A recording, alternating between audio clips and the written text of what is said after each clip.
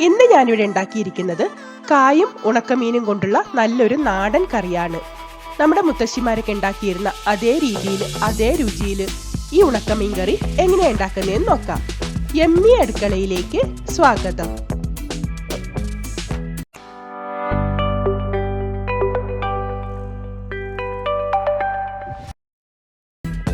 മീൻകറി ഉണ്ടാക്കാനായി ഞാൻ ഇവിടെ കുറച്ച് സ്രാവിന്റെ കഷ്ണങ്ങളാണ് എടുത്തിട്ടുള്ളത്. നമ്മൾ തുണ്ടൻ മീൻ എന്നും പറയും. ഇത് ഉപ്പ് പോവാനായി കുറച്ച് സമയം വെള്ളത്തിലിട്ട് വെച്ചതാണ്. ഇനി വേണ്ടത് 2 നേന്ത്രക്കായാണ്. ഒരു മീഡിയം സൈസിലുള്ള 2 നേന്ത്രക്കായ എടുത്തിട്ടുണ്ട്. ഇതിനി ചെറുതായി ഒന്ന് നുറുക്കിയെടുക്കാം. കായ ഓരോന്നും 4ആയി കീറി മീഡിയം കഷ്ണങ്ങളാക്കി നുറുക്കി കറ കളയാനായി വെള്ളത്തിലിട്ട് വെച്ചിട്ടുണ്ട്. അതുപോലെ തന്നെ പുളിക്ക് ആവശ്യമായി ഒരു ചെറുനാരങ്ങ വലിപ്പത്തിലുള്ള വാളംപുളി ഇതുപോലെ വെള്ളത്തിലിട്ട് വെച്ചിട്ടുണ്ട്. നിങ്ങൾക്ക് വേണമെങ്കിൽ കുടംപുളിയും യൂസ് ചെയ്യാവുന്നതാണ്. ഇനി നമ്മൾക്ക് കഷ്ണങ്ങളൊക്കെ ഒന്ന് വേവിച്ചെടുക്കണം. അതിനുവേണ്ടി ഒരു മൺചട്ടിയിലേക്ക് വെള്ളമൊക്കെ കളഞ്ഞ് കഴുകി വൃത്തിയാക്കിയ നേന്ത്രക്കായ കഷ്ണങ്ങൾ ചേർത്ത് കൊടുക്കാം.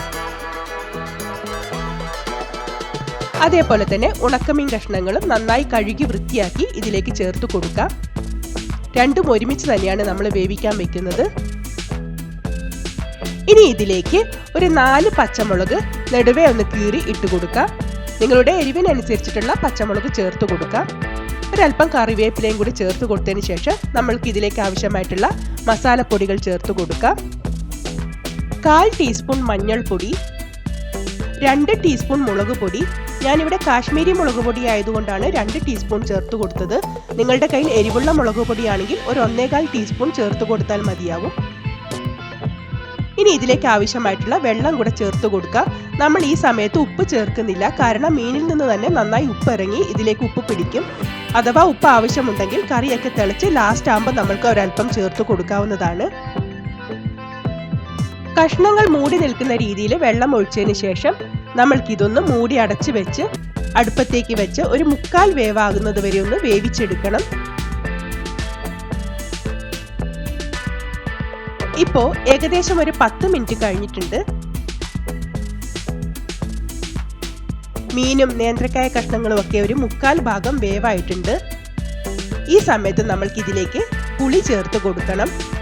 നമ്മൾ നേരത്തെ വെള്ളത്തിൽ കുതിർത്തെടുത്ത വാളൻ പുളി ഇതിലേക്ക് പിഴിഞ്ഞൊഴിച്ചു കൊടുക്കുക. അഥവാ നിങ്ങൾ കുടംപുളിയാണ് ചേർക്കുന്നതെങ്കിൽ ആദ്യമേ തന്നെ കഷ്ണങ്ങൾ വേവിക്കുന്ന കൂട്ടത്തിൽ തന്നെ 1-2 ചുള കുടംപുളി ചേർത്ത് കൊടുക്കാവുന്നതാണ്. ഇനി ഇത് ഒന്നുകൂടി ഒന്ന് മൂടി വെച്ച് കഷ്ണങ്ങളൊക്കെ നന്നായി വെന്ത് വരുന്നത് വരെ ഒന്ന് വേവിച്ചെടുക്കാം.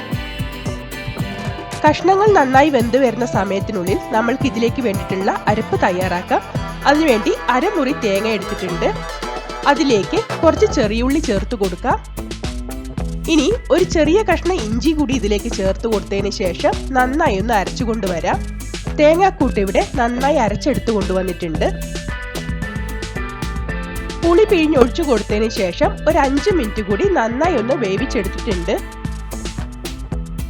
ഇപ്പോ കഷ്ണങ്ങളൊക്കെ നല്ല പാകത്തിന് വെന്ത് വന്നിട്ടുണ്ട്. മീനായാലും നമ്മളുടെ കായായാലും ഒക്കെ നന്നായി വെന്ത് വന്നിട്ടുണ്ട്. ഈ ഒരു പാകത്തിന് വേണം നമ്മൾ വേവിച്ചെടുക്കാൻ വേണ്ടി.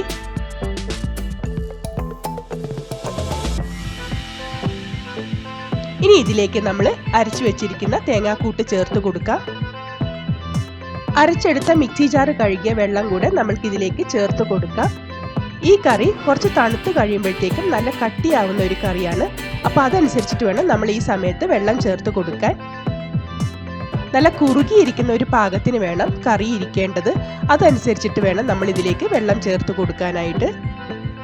തേങ്ങ അരപ്പ് ചേർത്ത് കൊടുത്തതിന് ശേഷം നന്നായി ഒന്ന് മിക്സ് ചെയ്ത് യോജിപ്പിച്ചെടുക്കാം. ഈ സമയത്ത് കറിയുടെ ഉപ്പ് നോക്കിയതിന് ശേഷം ആവശ്യമെങ്കിൽ ഒരല്പം ഉപ്പ് ചേർത്ത് കൊടുക്കാം.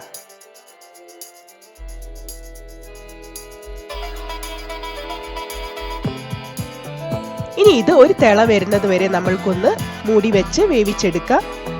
ഇപ്പോ കറിയൊക്കെ നന്നായി തിളച്ച് നമ്മൾ ചേർത്ത തേങ്ങ അരപ്പൊക്കെ നന്നായി വെന്ത് നമ്മുടെ കായ ഉണക്കമീൻ കറി നല്ല പാകത്തിന് വന്നിട്ടുണ്ട്. ഇത് മതിയാവും. ഇനി നമ്മൾക്ക് ഫ്ലെയിം ഓഫ് ചെയ്തതിന് ശേഷം ഇതിലേക്ക് ഒന്ന് കടുക് താളിച്ചൊഴിക്കാം. കുറച്ച് വെളിച്ചെണ്ണയിലേക്ക് കടുകും ചെറുള്ളി അരിഞ്ഞതും കറിവേപ്പിലയും കൂടി താളിച്ചതിന് ശേഷം നമ്മൾക്കിത് കറിയിലേക്ക് ഒഴിച്ചു കൊടുക്കാം. ഇനി ഇത് ഒരു 5 മിനിറ്റ് ഇതുപോലെ അനക്കാതെ ഒന്ന് മൂടി വെക്കാം.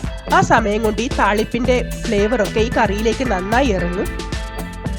5 മിനിറ്റ് മൂടി വെച്ചതിന് ശേഷം നമ്മൾക്കിനി മൂടി തുറക്കാം.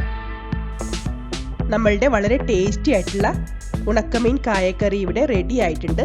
ഇനി ഇതെല്ലാം കൂടി നന്നായി ഒന്ന് മിക്സ് ചെയ്യാം. നല്ല കുറുകിയ ചാറോട് കൂടിയിട്ടുള്ള ഈ ഒരു ഉണക്കമീൻ കറി നിങ്ങൾ എല്ലാവരും ഇതുപോലെ ഒന്ന് തയ്യാറാക്കി നോക്കൂ. എല്ലാവർക്കും എന്തായാലും ഇഷ്ടപ്പെടുന്നതായിരിക്കും.